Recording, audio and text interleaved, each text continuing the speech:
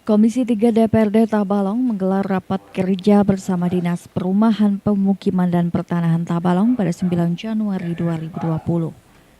Rapat membahas evaluasi pelaksanaan kegiatan Disperkimtan selama tahun 2019 serta rencana kerja tahun 2020.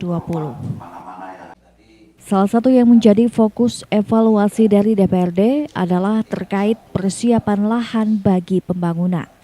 Dalam rapat ini, Komisi 3 DPRD Tabalong menyarankan agar pengadaan dan persiapan lahan untuk pembangunan harus disesuaikan dengan rencana dan lembar kerja instansi terkait. Wakil Ketua 1 DPRD Tabalong, Jurni, yang memimpin rapat mencontohkan pengadaan lahan untuk pembangunan stadion sepak bola mini harus dikonsultasikan dengan Disporapar untuk dinilai kelayakannya sesuai peruntukan.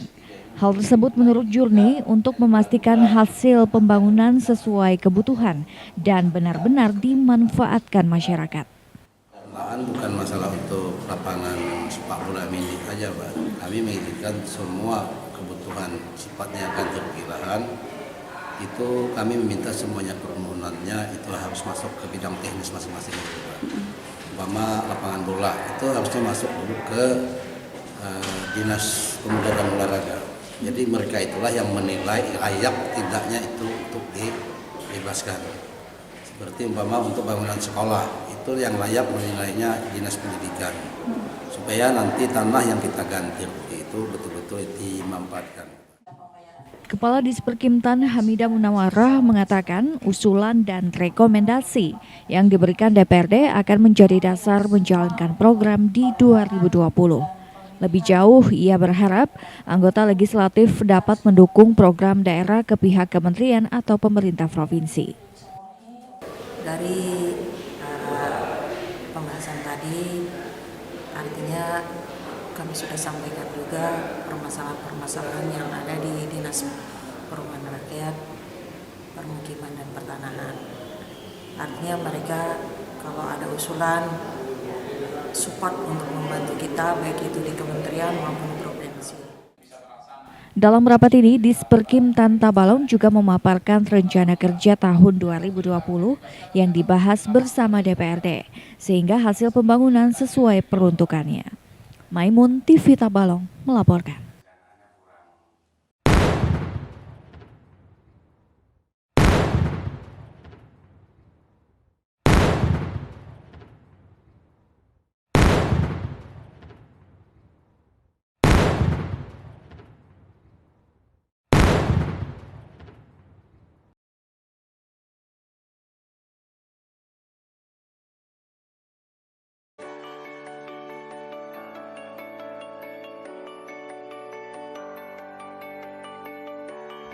Evaluasi kebijakan memainkan peran khusus dalam memberikan bukti yang dapat diandalkan untuk berbagai kegiatan publik seperti pemantauan.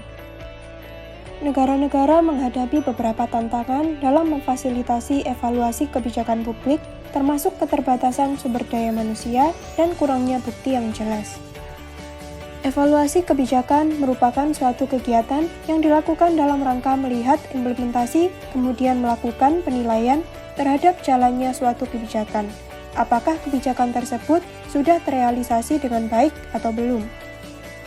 Adapun tujuan dari evaluasi ialah untuk mengetahui apakah kebijakan tersebut layak untuk dilanjutkan atau tidak.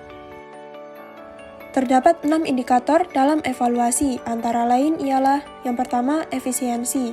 Artinya, seberapa banyak usaha yang diperlukan untuk mencapai hasil yang diinginkan. Yang kedua, efektivitas. Artinya, apakah hasil yang diinginkan telah dicapai?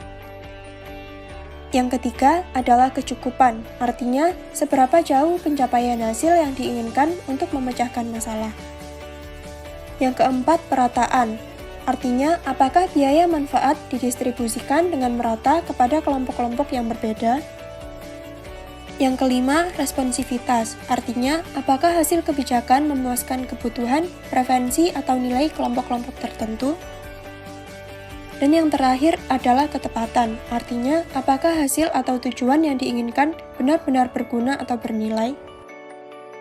Evaluasi membutuhkan langkah-langkah yang benar dalam prosesnya, antara lain ialah ketepatan, mengidentifikasi tujuan program yang akan dievaluasi, analisis terhadap masalah, deskripsi dan standarisasi kegiatan, pengukuran terhadap tingkatan perubahan yang terjadi, menentukan apakah perubahan yang diamati merupakan akibat dari kegiatan tersebut atau karena penyebab lain, dan beberapa indikator untuk menentukan keberadaan suatu dampak.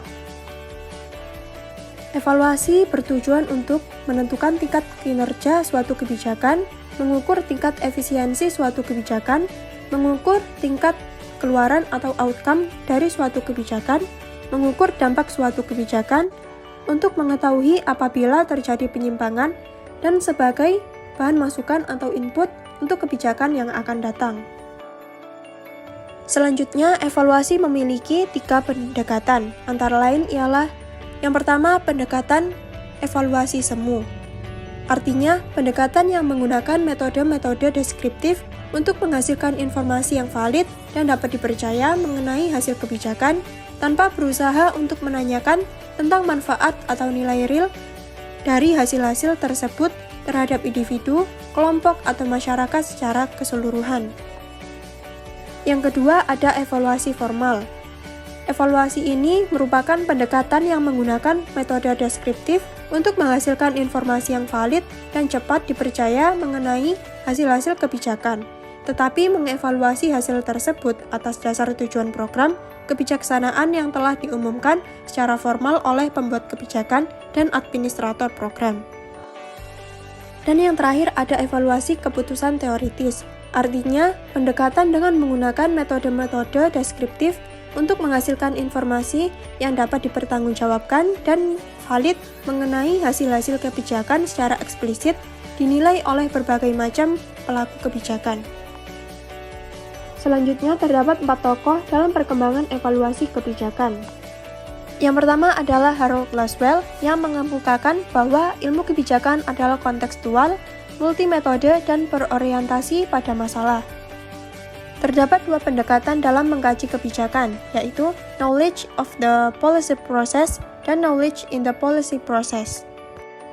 Yang kedua, Herbert A. Simon, yang mengemukakan bahwa pengkajian pembuatan keputusan dapat dilakukan dari sudut tahapan rasional, yakni intelijensi, desain, dan pilihan yang merupakan unsur utama dalam analisis kebijakan. Yang ketiga ada Charles Lindblom. Lindblom mendukung pendekatan incrementalism atau bertingkat menaik. Artikelnya tentang ilmu untuk mengatasi yang terbit pada tahun 1959 menjadi teks klasik dalam literatur studi kebijakan. Teks ini mungkin masih merupakan satu-satunya kontribusi terpenting dalam pembentukan teori proses pembuatan kebijakan. Yang keempat ada David Easton. Walau karyanya pada tahun 1953 dan 1965 tidak dianggap sebagai karya utama kebijakan publik, namun itu telah memberikan kontribusi penting bagi pembentukan pendekatan kebijakan, seperti halnya karya 3 tokoh lainnya. Karya Easton menyediakan model sistem politik yang sangat mempengaruhi cara studi kebijakan atau output pada tahun 1960-an. Terdapat 3 komponen dalam evaluasi kebijakan publik, antara lain ialah formulasi kebijakan, implementasi kebijakan, dan evaluasi kebijakan. Dalam akhir setiap pelaksanaan kebijakan atau program, pasti akan ada proses evaluasi.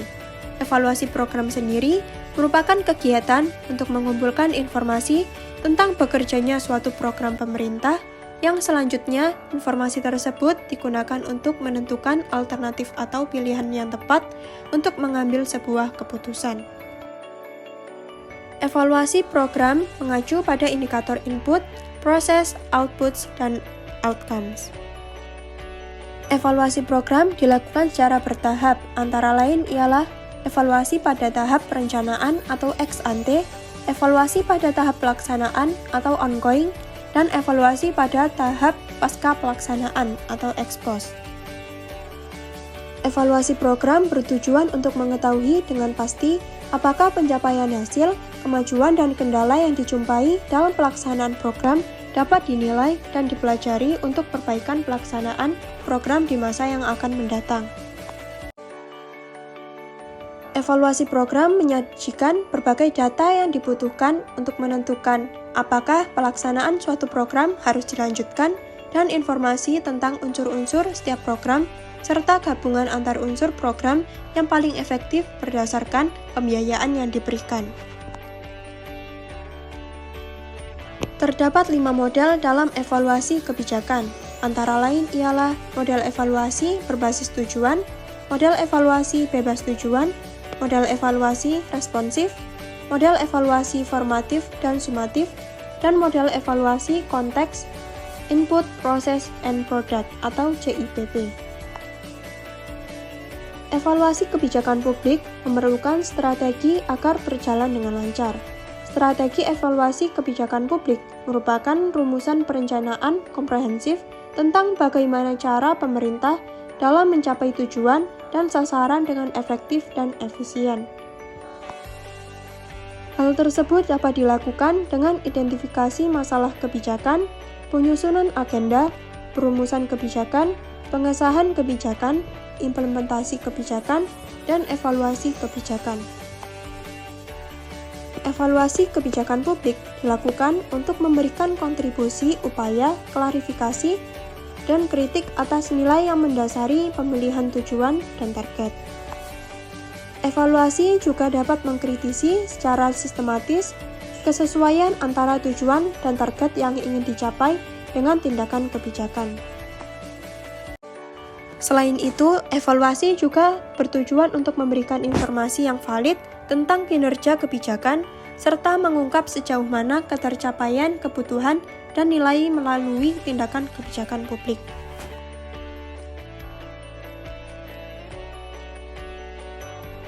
Berbagai pembahasan mengenai evaluasi kebijakan publik dapat disimpulkan bahwa evaluasi kebijakan ialah kegiatan yang dilakukan setelah implementasi dan penilaian terhadap kebijakan. Hal tersebut bertujuan untuk mengetahui apakah program tersebut berjalan dengan baik atau tidak. Evaluasi kebijakan publik juga berfungsi sebagai ruang untuk memberikan informasi yang valid tentang kinerja kebijakan dan memberikan kontribusi upaya, klarifikasi, dan kritik atas nilai yang mendasari pemilihan tujuan dan juga target. Kemudian, dalam melakukan evaluasi, sangat penting untuk melakukan strategi evaluasi kebijakan publik. Strategi perumusan ini berupa perencanaan komprehensif tentang bagaimana cara pemerintah dalam mencapai tujuan dan sasaran yang efektif dan efisien.